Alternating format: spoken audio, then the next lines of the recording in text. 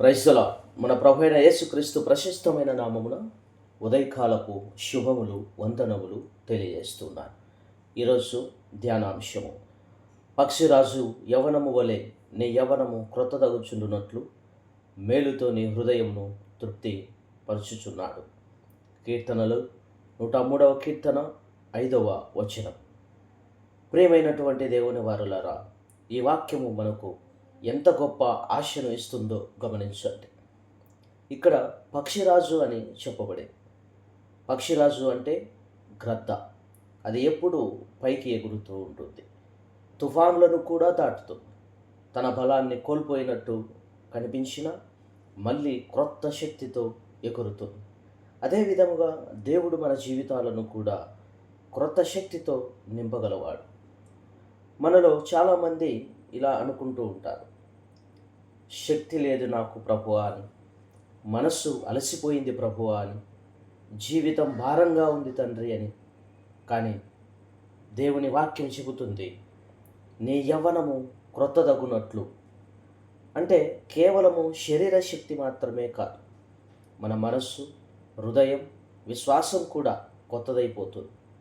ఇంకా ఒక అందమైన మాట కూడా ఉంది, మేలుతో నీ హృదయమును తృప్తిపరచుచున్నాడు అని.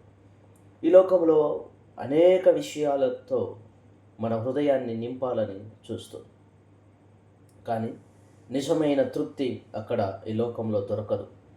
నిజమైన శాంతి, సంతోషం దేవుడు ఇచ్చే మేలులోనే ఉంటుంది. ఈ ఉదయం మనం నేర్చుకోవాల్సినటువంటి విషయం ఇదే. మన బలంపై కాదు, దేవుని బలంపై ఆధారపడదాం. మన అలసటను ప్రభు చేతుల్లో అప్పగించుకుందాం. అప్పుడు ఆయన మన జీవితాలను పక్షిరాజు యవ్వనము వలె కొత్తదయ్యేలా చేస్తాడు. ఈరోజు నీవు అలసిపోయి ఉంటే ఈ వాక్యం నీకే. నీవు నిరుత్సాహంగా ఉంటే దేవుడు నిన్ను లేపబోతున్నాడు.